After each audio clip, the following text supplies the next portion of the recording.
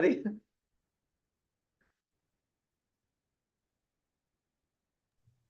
Good morning. I'm just setting up the live stream. No, not a problem. Let us know when you're ready.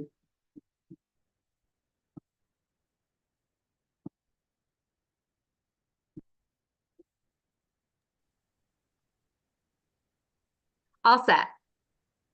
Thank you very much, Kat. Good morning, everybody. Do we have a quorum present? We do. Thank you very much. We'll call the meeting to order. Excuse me.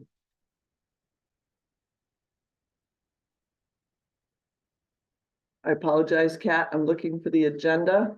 I seem to have it in front of me, but can I have a motion to approve the minutes of our last meeting, which was on So moved. thank you. Second. Any conversation, comments, excuse me, questions, corrections? Great. All those in favor? Aye. Aye. Opposed? Abstentions? Great. Wanted to open the next item on the agenda, which is the discussion, follow-up from the informational hearing. And I believe that the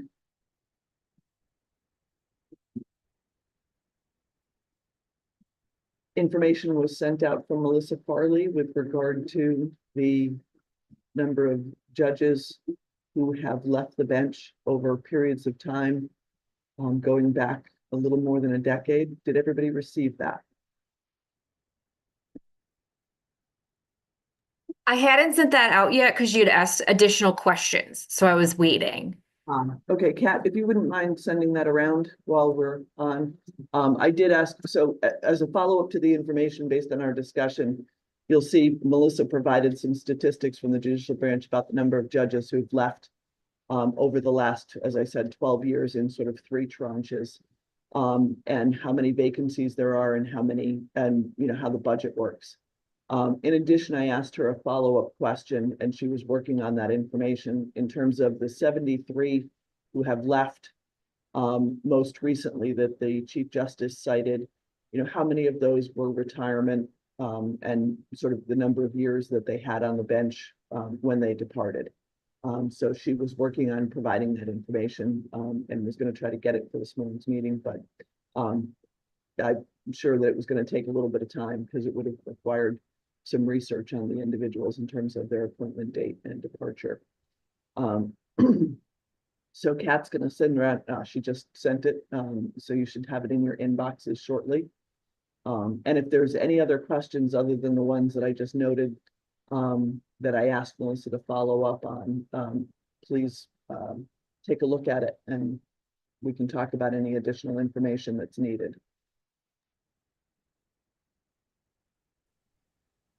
And then I wanted to go through, in addition, if there's any other, questions about the information we've been provided, or follow up on the information we've been provided. And then I wanted to go through the factors with the Chief Justice's recommendations and talk about each factor this morning, if that works for everybody.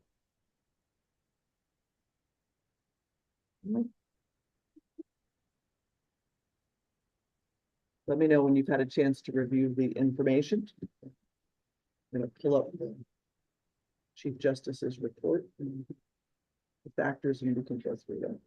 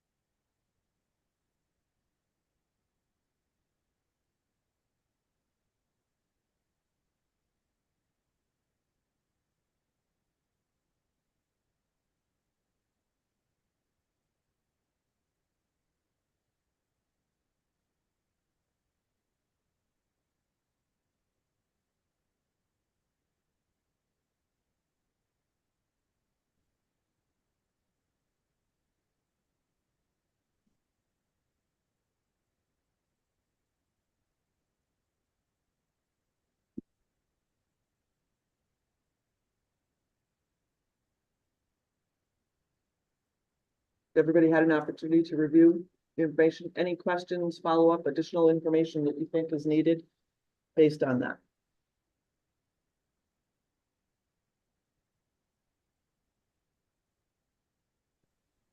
Can you just walk us through? I'm sorry, I'm not completely following number two. And what is the dollar figure that was requested in the budget? And what would the impact of the Chief Justice's? What's the delta? What's the difference there? And maybe I'm just not reading it clearly, but One moment. Turn more of this.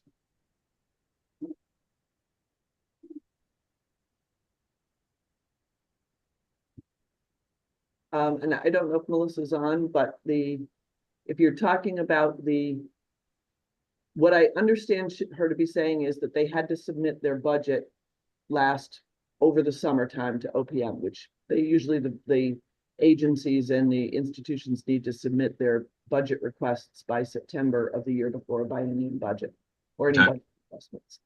So all they had at that point in time would have been the last commission's indication that if there wasn't something convened, that there should be a placeholder of a 3% increase.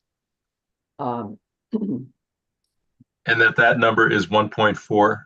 That's my understanding. And then with the roll up, 3% on top of an increased salary, it would be the 2.9 in the following year.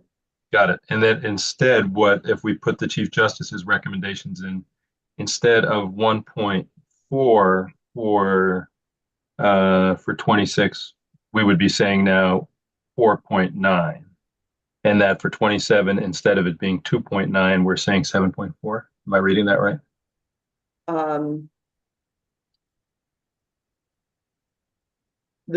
Yes, the total cost would increase. The incremental increase would be 2.4 in fiscal year 27.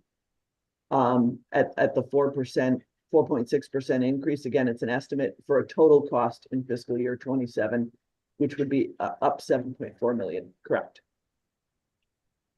Okay. So it would roughly be, $3.5 million over and above the placeholder that's there now. And then a little less than 4 million in the following year from the placeholder. Got it. Thank you.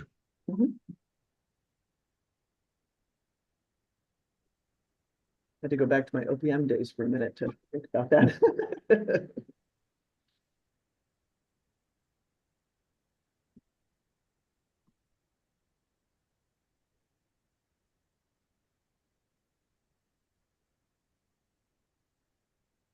Are there any other questions?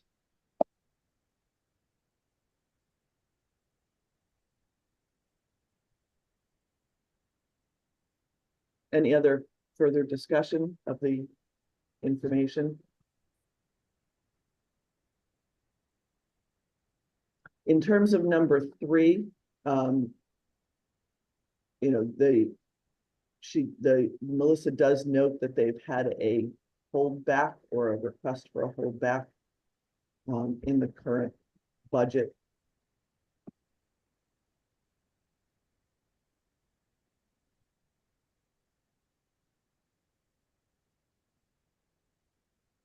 Or I shouldn't say a holdback, excuse me, they're estimating a $4 million deficit for the current fiscal year.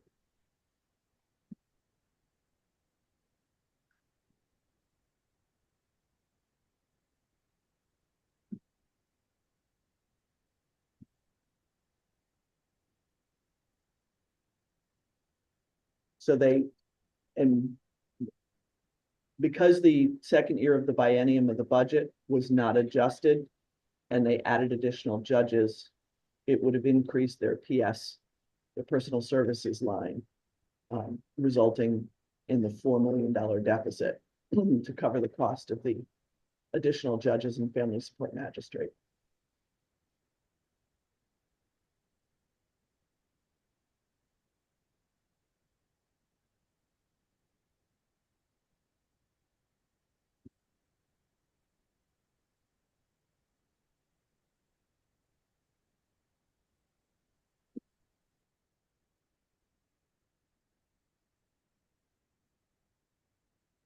And based on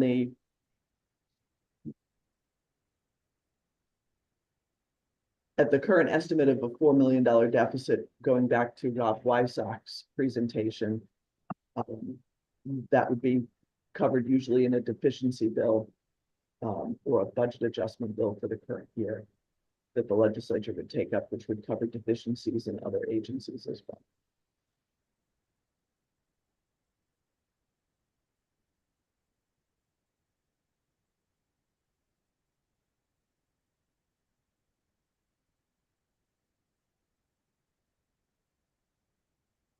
Do we know, I understand there's 201 authorized judges and then 185 are actually funded. Do we know how many judges there are?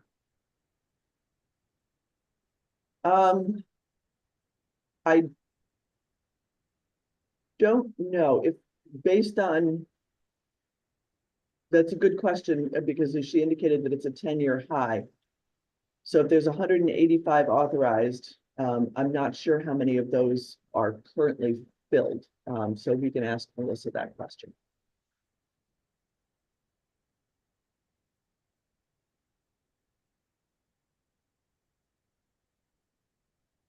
I don't know in terms of the number of judges who had left during that period of time, how many of those would have left after the 21 judges were appointed in the spring of 2024. Melissa, thank you. Well, so right at this moment, we currently have 18 Superior Court vacancies.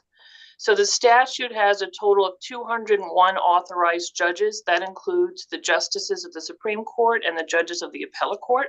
So there are 185 authorized Superior Court judges. And right now we have 18 vacancies.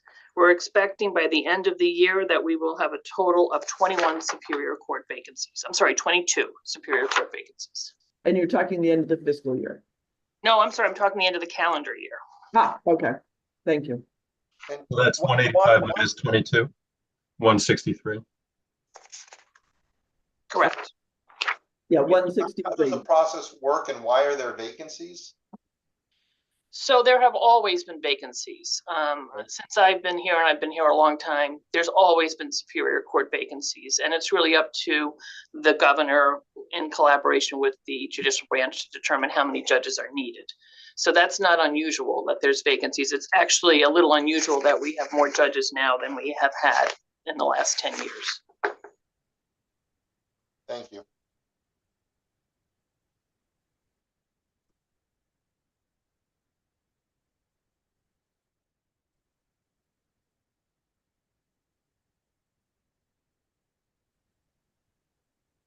And so Melissa, in terms of the, you said there's currently 18 and you expect 21 by the end of the year. Are those 3 additional retirements? Or? Yes, we have 4 of the judges have decided they wanted to, the additional judges have decided they want to elect senior status. Okay. So just anecdotally, we now have more judges than we've had in the last 10 years. And this is just totally anecdotal. Mike and maybe others have had similar conversations with judges over the years, is that the judges in the last 10 years have felt like there are not enough judges. And one of the criticisms that I've heard is that the governor / whoever it is that does the appointments has moved very slowly over the last 10 years to appoint judges, to the great frustration of sitting judges. Although it does seem like the recent classes have been big classes, historically, which may explain why we're seeing, according to the very helpful information Melissa provided, a lot of separations from the branch relative historically, but still a higher total number of sitting judges. Yeah, I think that's right, Perry. I was just saying that we have more new judges than we've had is kind of a reflex to the fact that we've had so few judges. If the anecdotal stuff that I've heard is correct, Yeah.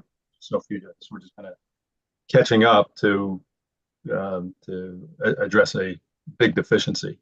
Yeah, Okay, and just I one. think what this points to is that there is, and this goes to our factors, I think we're seeing clear evidence of a retention problem more so than an attraction problem. Right, and that's the point you made. Well, I guess, Harry, I think that's a really interesting point. I guess one of the things I was thinking about is, do we think that there was just a bit of a lag because of COVID in terms of people retiring, and that's in the sense that the judges were they sticking around during COVID for a lot of reasons why people behaved differently during COVID than they would have otherwise, and so maybe there was kind of a buildup of people who would have otherwise retired in the ordinary course, or is that just not even a remotely possible concept?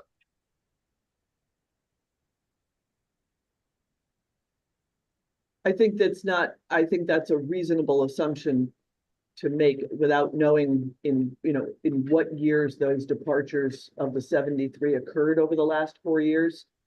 With the courthouses being shut down and moving to remote, that could very well have resulted in people staying on for longer, knowing that there was going to be issues that needed to be addressed. Or it could have also, the return to in-person could have hastened the departure. We saw a blip. If you look at the normal state, I serve on the retirement commission. If you look at the normal state retirements, there was a blip sort of at the end of that first wave of COVID when they were requiring people to go back to work. There was an increase Exactly. in retirements.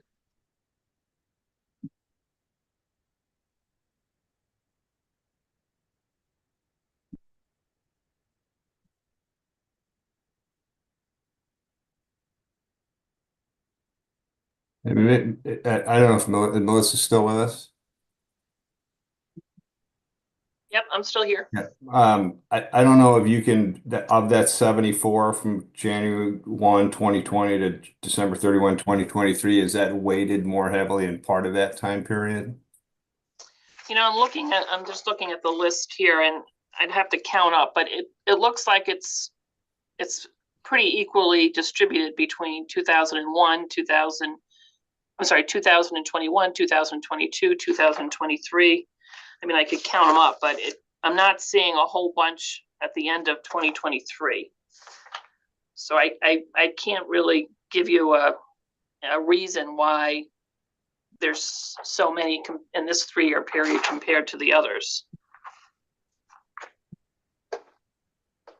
That's helpful. Thank you.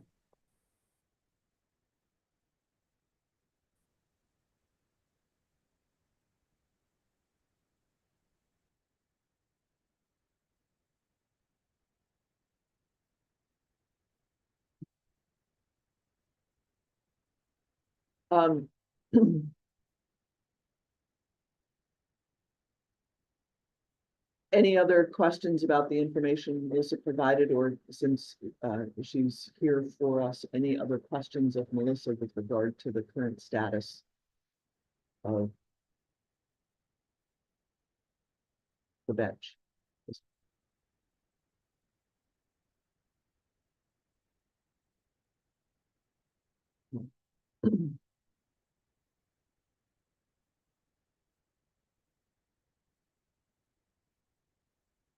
Any objection to starting to jump in and discussing the factors that are before us?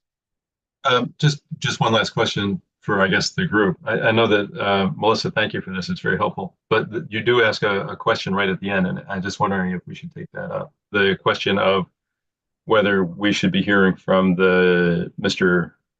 Dolphin from the chair of the Judicial Selection Commission, whether that would provide any insight to us.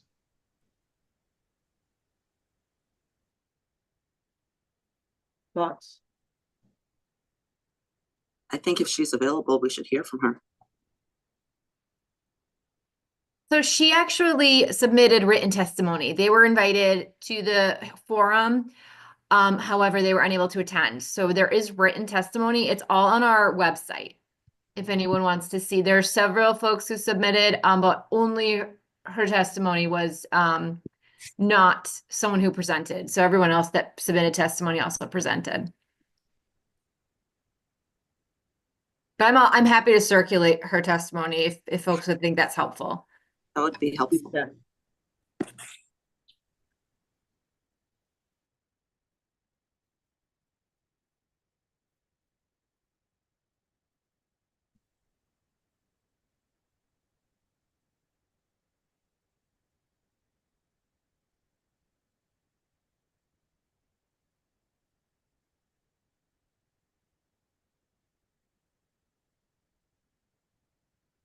Yeah, could you also circulate a link? I'm looking at the website, the General Assembly website page, and I see testimony only from 2020.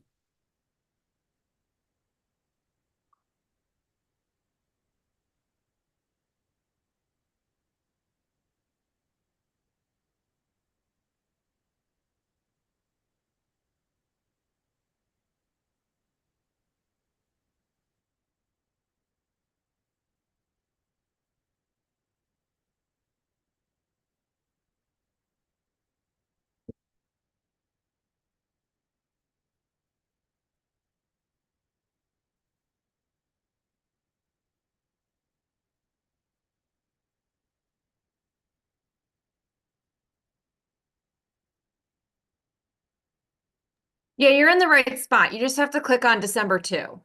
And it's all there. And I also just remembered that Mallory Thompson, of the George Crawford Bar Association, she also submitted in lieu of attending, so I'll circulate her testimony as well. Thank you.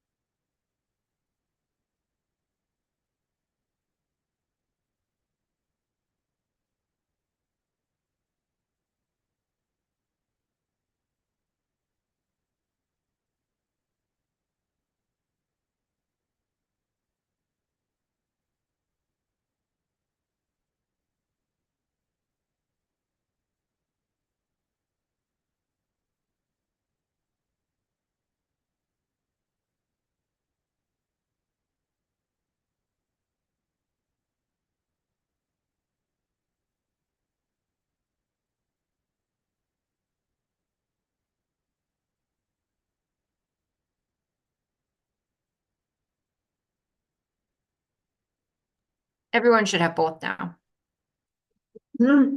Excuse me, thank you.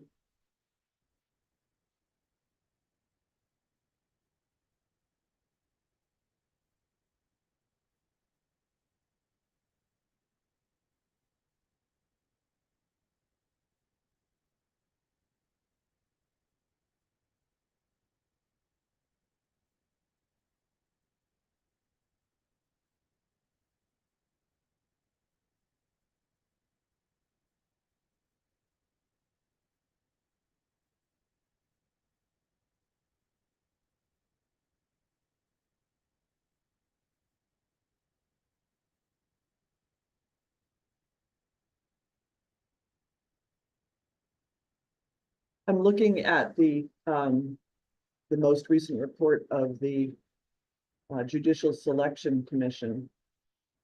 And it indicates in terms of the number of people on the, looking at, what's page 7 of 12, according to the computer, calendar year of recommendation of the 200 plus attorneys who are sitting on the judicial selection list. And in 2023, there were 19 recommended or approved to go onto the list. 2022, it was 15, 2021 was 18. 2019 was 16. And it hovers in the teens, mid-teens for years since 2020, 2016, except for 2018 and 2020. And years as a member of the Connecticut Bar, we don't have a lot of information for that, but it looks like there are 36 people with over 20 years of experience, 6 with sort of mid-career experience, 15 to 20, and 14 with 10 to 14 years of service. And unfortunately, the majority of the 167 we don't know based on the information in the report.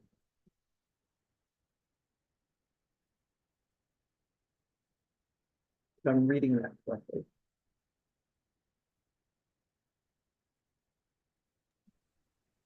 Do we have statistics on the racial demographics of current sitting judges? Where, Melissa, if you're still on. Yes, we do, and I can, I'll email it to Kat right now. great, thank you.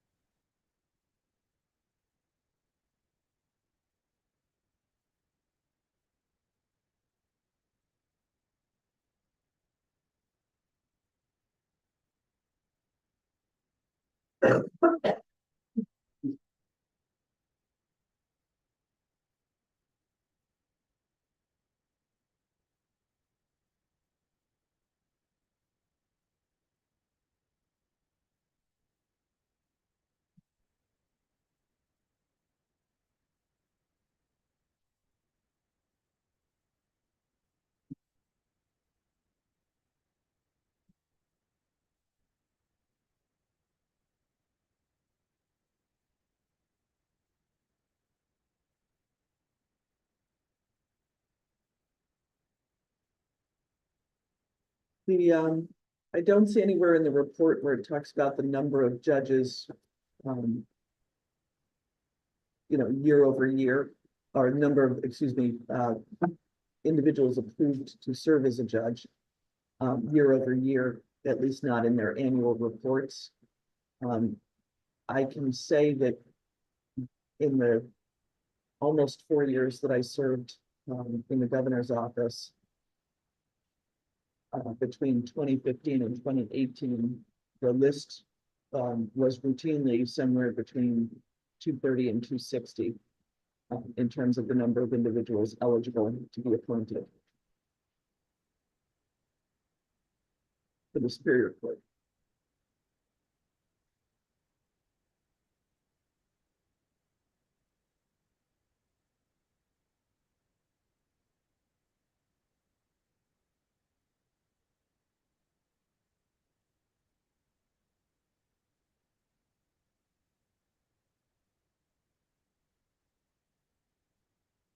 Any other questions before we start digging into the factor?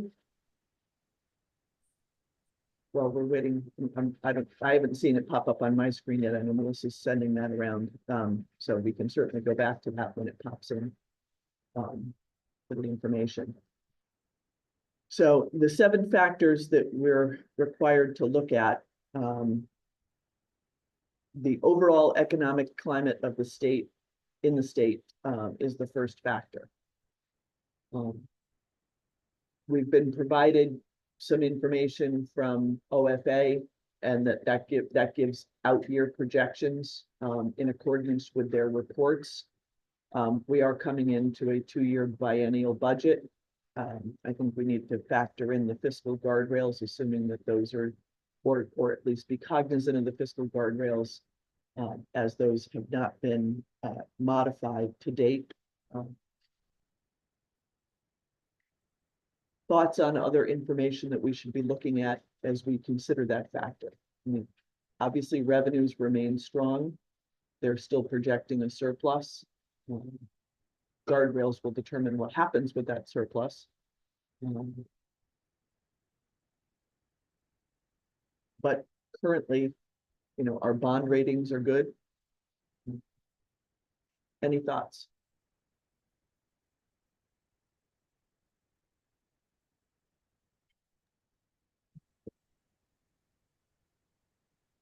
Thank you, Melissa.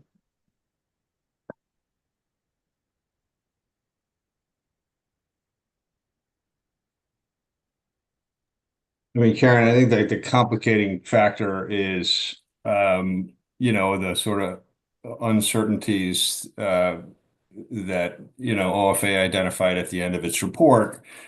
I think my sense of that is it might be appropriate to just kind of acknowledge that there are uncertainties that may ultimately affect affordability, but based on what we currently know, as far as revenues, and at least a projected surplus before application of those uncertainties,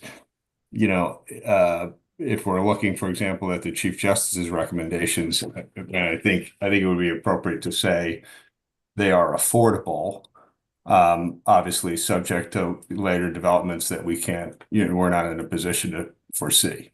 Mhm. Yeah, and I think there's also uncertainty in what the federal budgets will look like going forward as well, and how much federal revenue will be coming to the state and how that impacts it. So yes, in the broad category of uncertainties, there are a number of those. Any other thoughts? Yeah, I think I would dial that back just a little bit. I think what the statute is asking us to do is to consider this as a factor. And I think that it is important that we consider this as a factor. And I think that the statement that this is what we have done to consider this factor, we have reviewed X, we have reviewed Y, we have reviewed Z. And I think that I would stop there. And the reason that I would stop there is I think that the conclusion that my sense from our previous conversation is that there seemed to be a consensus developing that we are going to recommend adopt the Chief Justice's recommendations. And I think that if we put too much in there about the uncertainties that could arise, we are essentially opening the door to the uncertainties arising and the cutting back of the Chief Justice's recommendations. And I would prefer that we are not opening that door, that we have done what we have been tasked to do, to consider all factors. And we believe, in view of all of this, that we should be adopting the Chief Justice's recommendations and not providing the legislature with an out. If I may. Yes, Herb. I agree with Jim's sentiment on that, but for a little different reason as well. I believe that there will always be, and period, there'll always be these uncertainties. We can't get away from them. And I mean, we have a new legislature. We don't know what priorities they may shift in the budget. The ECS is a big piece. We just don't know what may occur at that point. So I think whenever these are to be considered, for instance, if we said we don't agree with let's say for sake of argument, there is a consensus that the chief's recommendations are where we end up. I mean, if we came in with like sometimes on these commissions I've been on, to say, what would you do in a perfect world if you didn't have to worry about the money? Well, money's kind of an important factor. We have information on the money. We know there are uncertainties. Every commission, everyone coming up with these judges' numbers are going to, now and going forward, are always going to have that uncertainty. I think our job is to do what's appropriate, factoring all these in, keeping within certain constraints. I mean, we have analysis. We've been provided a good deal of analysis as well from the chief on and in support of the numbers he submitted. And we understand it, we followed it, and we still know there's always going to be uncertainty. There's going to be political decisions made. I mean, there's going to be political banter in negotiations, no matter what we say. So, I mean, we just have to be able to support what we say.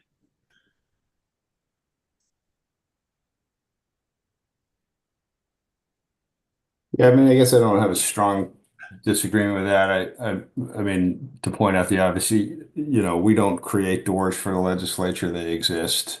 And I think the legislature is going to know and, have every right to react to whatever developments arise after our report. I just think having heard from OFA with some emphasis on uncertainties, it may look a little odd to not at least acknowledge that some factors may come into play to affect this. But if we were to say anything about it, I would simply say something like, you know, uh, based on what is certain as of the date of the report, it appears that the recommendations are affordable, and then maybe, some. Obviously, we are not in a position to evaluate how some existing uncertainties may be resolved, in the coming months. I have a question, Melissa. Go ahead, Jay. Does the judicial department put in their budget recommendations like the other agencies do to OPM in anticipation of the next legislative session, the new budget? Yes, they do. And Melissa, please feel free to jump in here. They do, and I think they have to pass through the judiciary's requests as they receive them. So the OPM, unlike other agencies where they submit and they can cut back and rework their budget when they present it, judiciary's budget is a pass through to the legislature, their budget proposal. Okay. Do we know what they put in for judges? Did they kind of assume the Chief Justice's recommendations, or what do we know about what they put in for judicial salaries? Is my understanding, oh, go ahead, Melissa, go ahead.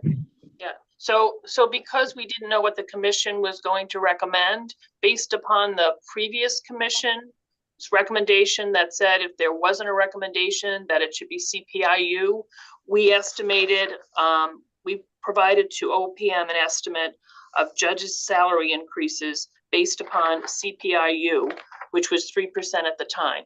And the statute that creates this commission requires the chief court administrator to transmit on no later than January 9th the estimates for whatever your recommendations are.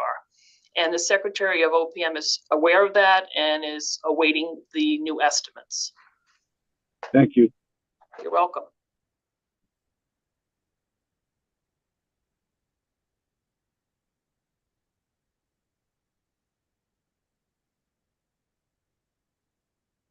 Any further thoughts with regard to the first factor?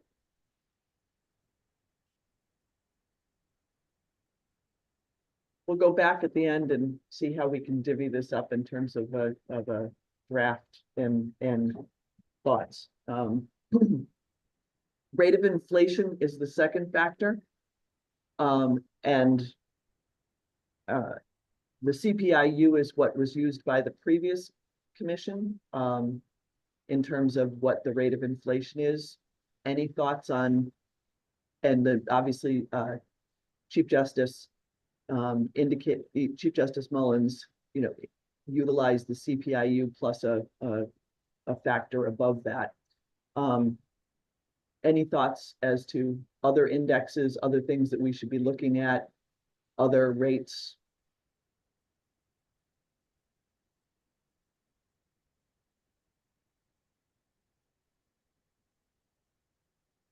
Is everybody comfortable with utilizing the CPIU?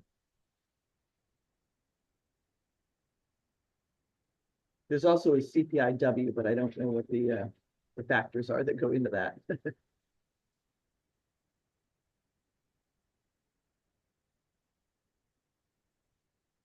As I sit here right now. Refresh my memory. What's the feedback contract used for a annual adjustment? Do I'm sorry, could you say that again? Attorney What Murphy? is what are they used in the CPAC agreement for an annual adjustment? They don't, use a specific CPIU factor. At the table, that's usually, both sides talk about, what should be used as an indication of what the general wage increase should be. There is no set in stone, factor that's utilized. The retirement, the teacher's retirement uses Social Security increase. I believe that the CBAC agreement for retirement uses a CPIU factor. I'm going back to my OPM days. I think there's a rolling CPI. I'm not sure if it's the CPIU for what was the calculation of the spending cap.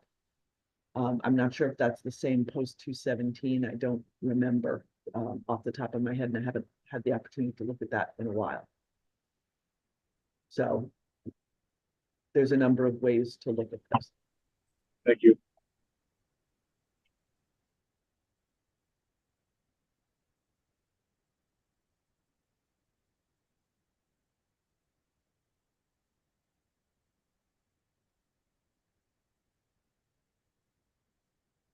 Is everybody comfortable with the CPIU?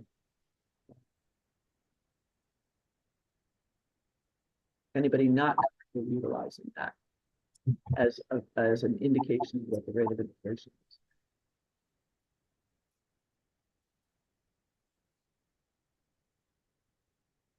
Number 3, the levels of compensation received by judges of other states and of the federal government.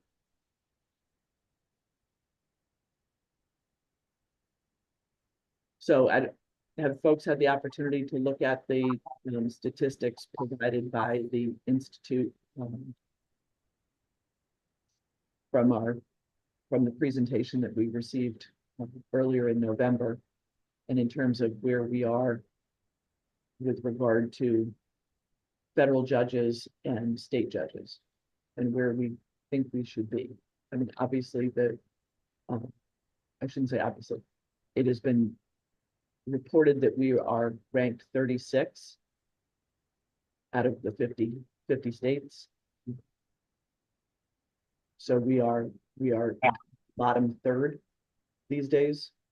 And where do we want to be in terms of, the Chief Justice was recommending somewhere around the 50th percentile of all states. Any thoughts on that discussion?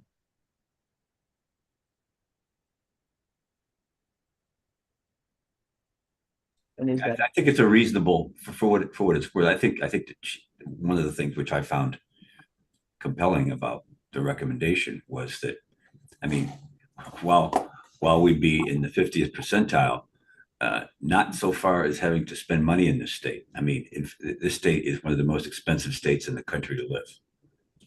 And, I mean, and so and judges are an important part, very important part of the system. So it's to me, I think that makes it more reasonable. I mean, I think an argument could be made. I don't think, but I'm probably not fiscally, and that's where I think the chief probably tried to factor all these matters in with his recommendations.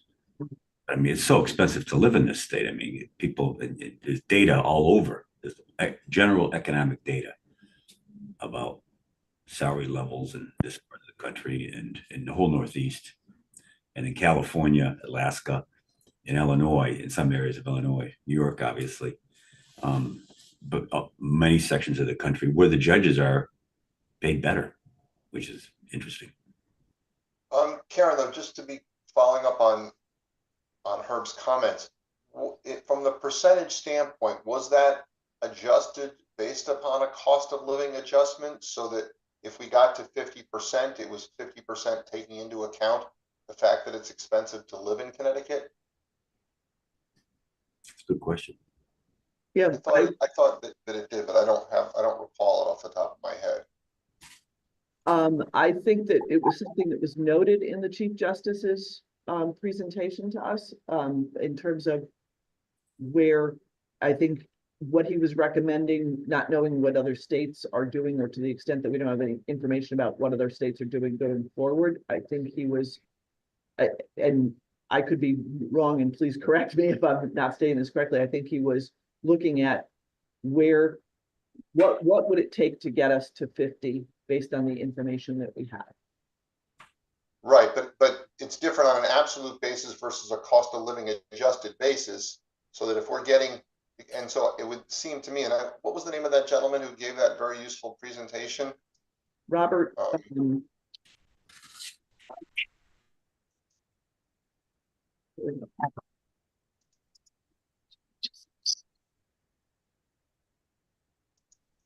So the Chief Justice's report has us at 37th in the country adjusted for cost of living index. So presumably getting to 50% is also on a cost adjusted basis. So that addresses Herb's concern. Yes, it seems to.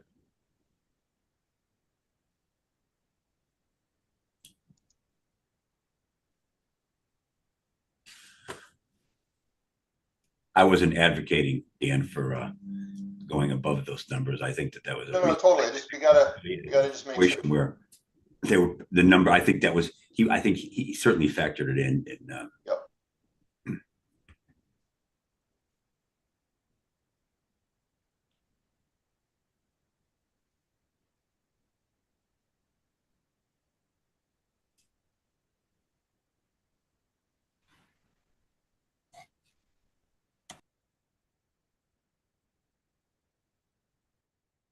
other thoughts on this factor?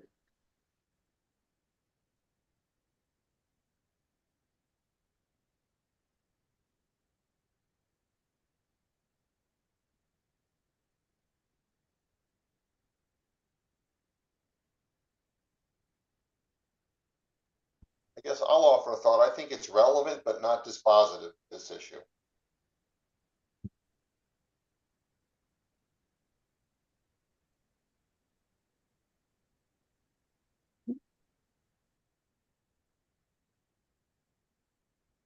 I mean, I guess it seems like a pretty modest request to get us up to median ranking 26 adjusted for cost of living. I mean, that's which is what he's suggesting, the Chief Justice in his request.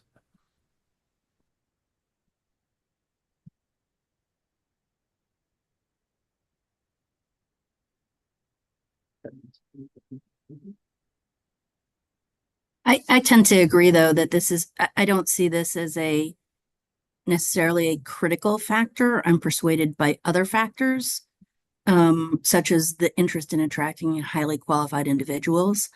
When you look at the data presented of the comparison with other states,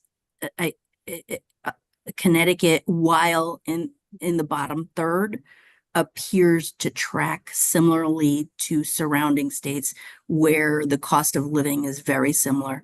New York, New Jersey, well, maybe not New York. I think New York was a little higher, but New Jersey, Connecticut, and Rhode Island, I thought Connecticut was on track with that. But that's not to say we necessarily want to stay on track. I don't mind an elevation in the ranking of Connecticut for other reasons, though.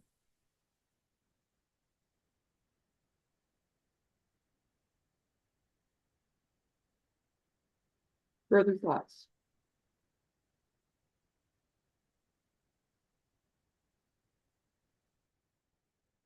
Levels of compensation received by attorneys employed by government agencies, academic institutions, and private and nonprofit organizations.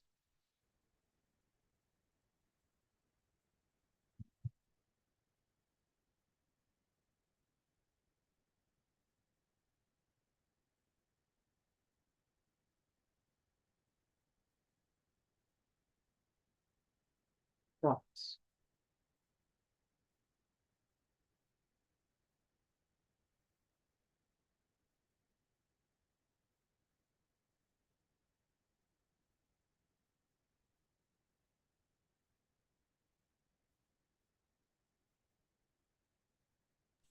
I think echoing a lot of the comments that people are saying is all these criteria should be addressed, looked at. None of them are dispositive on their own. This one certainly to me is not something which is going to change my thoughts on the, I think our role is to come up with what's appropriate to get the best highly qualified judges and recruit qualified people. But that all sort of the end game. I think they all have to be considered, referenced in the report. None are alone dispositive to me. This one certainly. No, that's true, but where do you weigh, I think to a certain extent, where do we view this factor as relevant to what we're recommending? You're right, none of them individually are dispositive, but if judges are making less than most of the attorneys in state government, where does that factor into into our analysis of this, is the way I'm looking at these issues. I would look at where the judges are. I think you have to look individually by department. You have to look by area, by role, and weigh it with all the other criteria. That's my view, but people may feel that it's more important to assess what other people are paid in the state government. That's not what I think. But Well, I think this factor really plays a role in the attraction and retention factor. So I kind of look at them together in a certain way. And so considering that we're wanting to be recruiting from, the best and brightest and the most highly qualified from both the private sector and the public sector, I think it's important to look at how, judges' salaries compare to those from an attraction and retention standpoint. So again, I somewhat look at those factors together. And with regards to state employees, if I recall correctly from the presentation on Tuesday, when they were talking about some of those contingencies that may impact the budget and talking about the CBAC and, wage reopener with that. And I think the gentleman said that the vast majority of state employees are part of that CBAC or part of kind of a unionized conversation and bargaining with regards to their increase in their salaries and wages. And of course, our judges, as public employees, they don't have that. And so I do think about that difference just in the way that compensation is determined, and having our judges who are also state employees keeping up with other state employees who may have some of those conversations going on in the bargaining process that our judiciary are not a part of. So I think that I'd look at that particularly with regards to state employees when in setting compensation.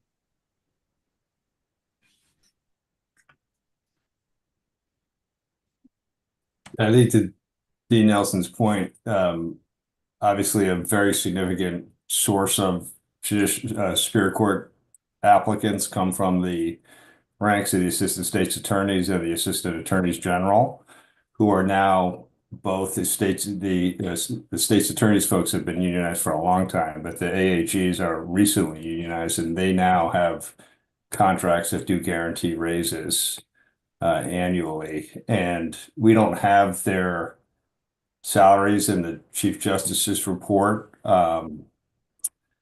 We have the deputy AG's salary at $227, which I'll note with some chagrin parenthetically is a lot more than it was when I held that spot. So kudos to General Tong for that. But I do think that especially the senior ranks of the assistant attorneys general are now probably in many instances exceeding Superior Court judges, and it doesn't offend me that a Superior Court judge with this recommendation would not exceed the deputy AG, but I think it is an alarm, maybe alarming strong, but it's odd, to put it mildly, that judges wouldn't be making more than the AAGs who are appearing in front of them.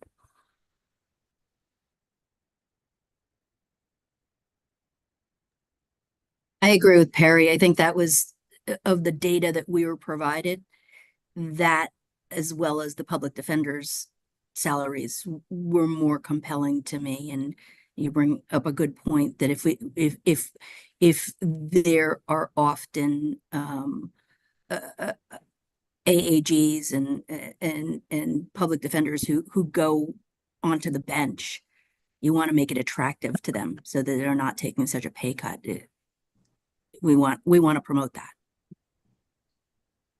I agree. I found this information actually very important to know. I think for me, I don't think I realized, the salary levels, and I think where we hold and value the work of our judges. I consider them, on the top leadership levels, at least in terms of our state servants. And I think that their salary should reflect that.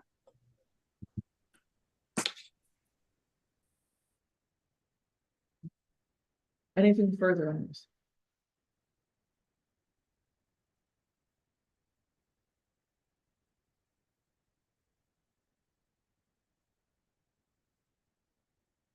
I think much of the discussion around this has been about interest in attracting highly qualified and experienced attorneys to serve in judicial capacities. Anything further on that factor, which, obviously retention, we've talked about that the number of people applying to become judges doesn't seem to have been significantly impacted. Maybe the level of experience of those individuals, although it's unclear from the reports that it's weighted more towards less experienced attorneys, but certainly retaining those that have been appointed to the bench and who have gained years of experience. Any other thoughts?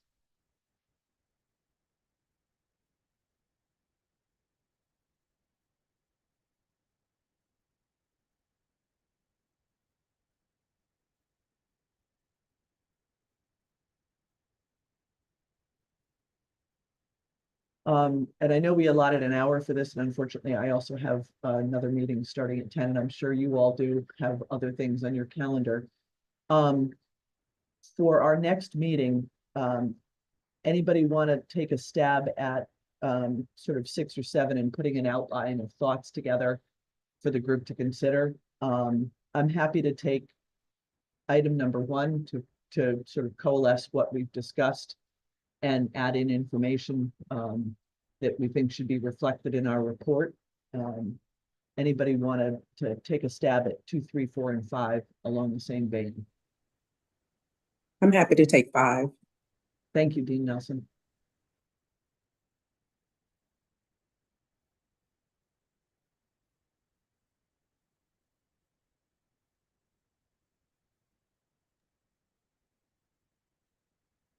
Anybody else? I can work on 4. Thank you, Attorney Noble. This is Dan. I can do 3. Thank you, Attorney Papermaster. Anybody want to take a stab at the rate of inflation?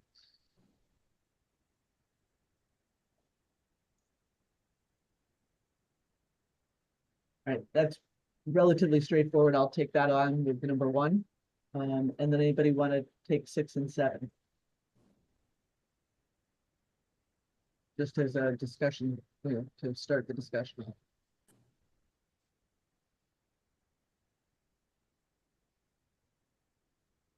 Is the thought to have 2 people on each of these? Is that, or one person take, what's the This is just to put together,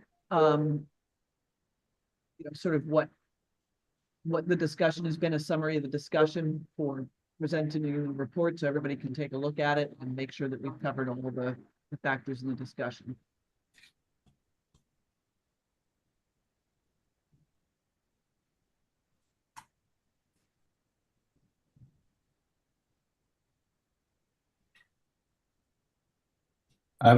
Karen, I'm happy to take 7. I know not everyone was kind of delighted with how I sort of framed it, but I'll be sensitive to the comments, and I know it's just a discussion piece and subject to further amendment. That's good. Thank you, everybody. If somebody wants to take on 6, if you could email the group, and I apologize, I do need to jump off. And we'll be back in touch. Just really quick, our next meeting is not until December 18th. Do we want to meet sooner than that? Perhaps the 11th? Yes, that would be good. And is the afternoon or morning better? Is this time still good for everybody? Maybe the 9th or in the afternoon, if that works better. If you could all email Kat and let her know what your availability is on the 9th and 11th. Could we do email or the timing? 'Cause I'm gonna ask about the afternoon because I'm starting a trial next week, so that's, Okay. Thank you all. thank you.